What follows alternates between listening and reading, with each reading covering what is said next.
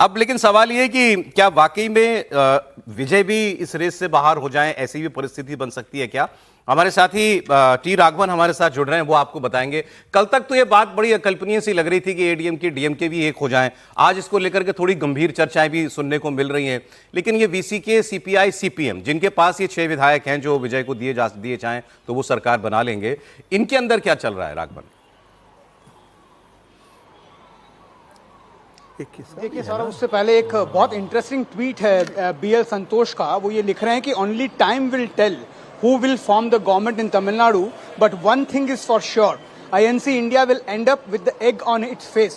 ये एक बहुत बड़ा स्टेटमेंट है। ये कह रहे हैं कि जो आईएनसी इंडिया को जो है यहाँ पर मुंह की खानी पड़ेगी, जिसका मतलब ये है कि एक बहुत बड़े लेवल पर लामबंदी हो रही है कि विजय को किसी तरह से रोका जाए। अब ये कैसे हो सकता है, जैसा आपने बहुत बताया कि इसमें 3 पार्टियां जो है वो बहुत ज़्यादा इंपॉर्टेंट है, वीसीके, सीपीआई, सीपीएम। वीसीके ने कह दिया है कि शाम 5:30 बजे मीटिंग होगी, जूम से मीटिंग होगी, लेकिन बहुत आयत में ये संभावना है कि जो सीपीएम फैसला करेगी उसी को वो टोक करेगी, क्योंकि 30 सालों से दोनों एक दूसरे के साथ चल रहे हैं।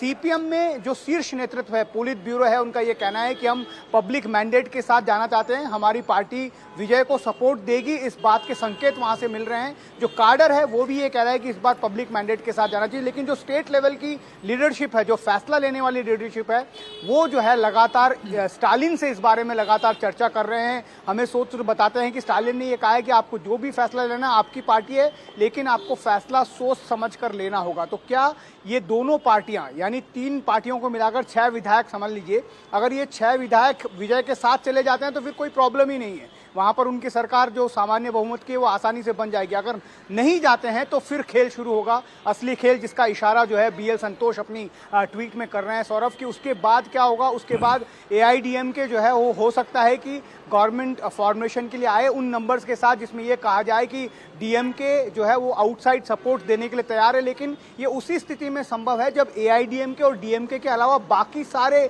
घटक दल हैं, माइनस बीजेपी 1 विधायक, तो वो जो 120 विधायक हैं उनके समर्थन की चिट्ठी जो है वो एआईडीएमके को मिले, तब ये संभव हो पाएगा। लेकिन एक और एक सिचुएशन यहाँ पर नजर आ रही है, अगर एआईडीएमके इस बात को लेकर कन्विंस्ड हो जाती है कि उसके सारे विधायक एकजुट हैं, डीएमके उनको आउटसाइड से सपोर्ट करने के लिए तैयार है, तो हो सकता है उस स्थिति में एक बार मौका मिले विजय को शपथ लेने का। लेकिन बहुमत जब साबित हो फ्लोर ऑफ द हाउस में, तब उनकी सरकार गिर जाए। ऐसे वो पब्लिक गुस्से से भी बच सकता है, क्योंकि अगर इनडायरेक्टली अगर कोशिश की एआईडीएमके डीएमके ने, तो यहाँ पर राज्य में अराजक स्थिति उत्पन्न हो जाएगी। इस बात के संकेत कल डीजीपी ने और जो चीफ सेक्रेटरी हैं उन्होंने गवर्नर के साथ मुलाकात में दिए हैं। तो ऐसी संभावनाएं हैं कि हो सकता है कि एक दिन का मुख्यमंत्री विजय बनकर रह जाएं। ये प्रोवाइडेड तभी होगा कि जब सारी विपक्षी पार्टियां एक साथ एकजुट होकर विजय के खिलाफ वोट करें। नहीं, लेकिन जैसे कांग्रेस चली ही गई, इसको वीसीके या लेफ्ट और वीसीके, इन पर एक तो डीएमके का इन्फ्लुएंस कितना है, और दूसरा इनकी इतनी बड़ी हिच क्यों है विजय का समर्थन करने में?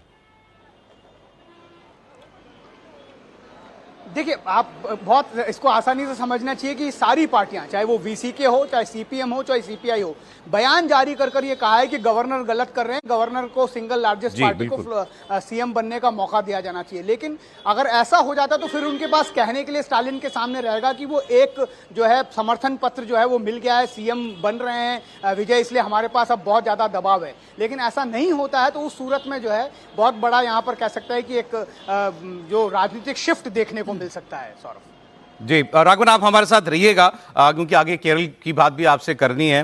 राहुल जी, इसमें क्या आपको होता हुआ आगे दिखाई दे रहा है? आपकी राजनीतिक समझ क्या कह रही है? भाई, विजय को नंबर तो बहुत कम चाहिए, मतलब इन परिस्थितियां ऐसी हैं कि ये 2-3 छोटी पार्टियों के पास ही वो उसके साथ ही मुमकिन है। देखिए, एक तो गवर्नर का रोल जो है निंदनीय है इसमें। अगर हम ये भी देखें कि वाजपेयी की 13 दिन की सरकार जो थी, उसमें भी राष्ट्रपति ने वाजपेयी को जानते हुए कि उनके पास नंबर नहीं है, बुलाया था सरकार बनाने के लिए, और फ्लोर ऑफ द हाउस पे ये तय होता है कि क्या होना है, क्या नहीं होना है, किसी की सरकार बनेगी, किसकी सरकार नहीं बनेगी।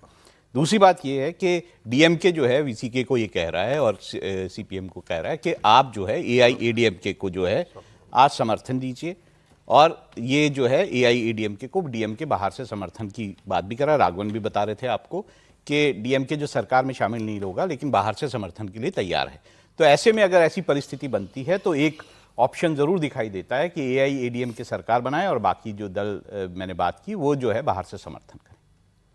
नहीं, अभी आपने डीएमके, मैं जो जानना चाह रहा हूं ये जो 6 विधायक जिन 3 पार्टियों के पास हैं, इनको क्या डीएमके चाहेगा कि ये समर्थन करें या ना करें? देखिए, डीएमके ओवीसी के तो डीएमके का लाई है ना, तो उस पे सारी भी डीएमके के अलाई।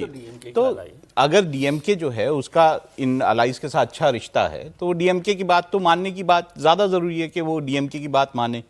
लेकिन ये तो देखिए, हर पार्टी को अपना तय करना होता है उनको क्या मिल रहा है, कि उनको किस तरह के पद दिए जा रहे हैं या उनको किस तरह की जो चीजें दी जा रही है। इस पर बहुत कुछ डिपेंड करेगा कि विजय अपनी जो पूरे पत्ते हैं वो कैसे खेले। ठीक, आप कुछ बोल रहे थे? हाँ, मैं ये कह रहा था, कल भी इस पर बात हुई थी, एसआर मुंबई केस को लेकर के बात हुई थी और सरकारिया कमीशन की रिपोर्ट के बाद में उस समय मैंने एक चीज़ कहा था कि देखिए, बनी हुई सरकार में यदि उसको विश्वास मत प्राप्त करने के बाद में होता तो उसमें गवर्नर के पास जाने की आवश्यकता नहीं थी। लेकिन संविधान के अंदर यदि आप देखेंगे कि राष्ट्रपति को भी अपने विवेकाधिकार प्राप्त नहीं है। यदि स्पष्ट कहें कि विवेकाधिकार प्राप्त है, एक्सप्लिसिट जिसे कहते हैं कॉन्स्टिट्यूशनल मेंशन करता है, तो आर्टिकल 163 या आर्टिकल 167 के अंदर ये गवर्नर को अधिकार है। सरकार बनाने का मैं कल भी कह रहा था, ये सुनिश्चित करना आवश्यक है कि आपके पास बहुमत है या नहीं है। यदि कोई अल्पमत का है और यदि वो उसको मौका दे दिया जाता है तो कल जाकर के वो जिसे कहते हैं खरीद फरोख्त हो गया। और ऐसा नहीं है कि खरीद फरोख्त ऐसा होने का मौका नहीं दिया गया है।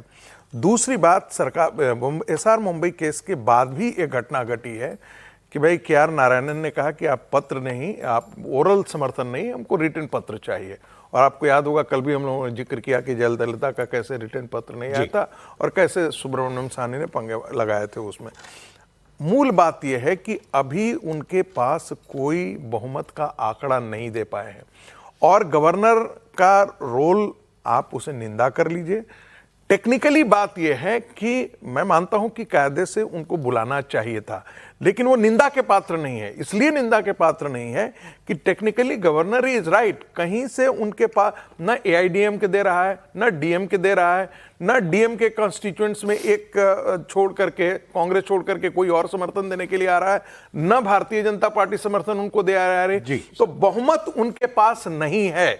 ये नहीं, वो तो ठीक है सर, वो बात एक्चुअली मैं तो अब गवर्नर की ज्यादा बात करना भी बनाने के लिए ये बहुमत सुनिश्चित करना, मैं कह रहा हूं, मैं तो दूसरी पॉलिटिकल, ये कवायद वो बुला लेते विजय को तो उसके बाद भी करनी पड़ती है, उनको नंबर तो जुटाने ही पड़ते ना फ्लोर पर साबित करने के लिए।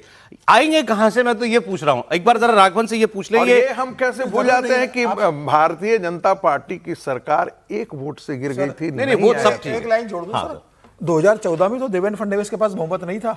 देवेंद्र फडणवीस गए, उन्होंने कहा मैं फ्लोर पे बहुमत प्रूव करूंगा। बहुमत न होने के बाद गवर्नर ने बुलाया, देवेंद्र फडणवीस ने मुख्यमंत्री की शपथ ली और जब फ्लोर टेस्ट की बारी आई तो राष्ट्रवादी कांग्रेस पार्टी ने उनको समर्थन दिया। 2016 में 13 सीटें भारतीय जनता पार्टी की थी, 16 सीटें कांग्रेस थी। गवर्नर ने 13 सीटें वाले भारतीय जनता पार्टी को सरकार बनाने के लिए आमंत्रित किया गोवा में, और उन्होंने बाद में जोड़ तोड़ के दूसरे पार्टी को लेकर सरकार बनाई।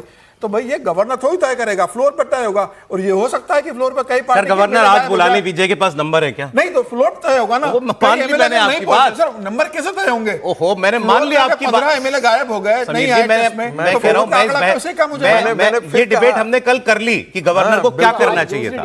मैं बहस आपसे ये कर रहा हूं कि नंबर आएंगे कहां से। बिल्कुल, आप पहले आप बुला लो, आज बुला लें गवर्नर, नंबर तो लाने पड़ेंगे ना उनको। नहीं,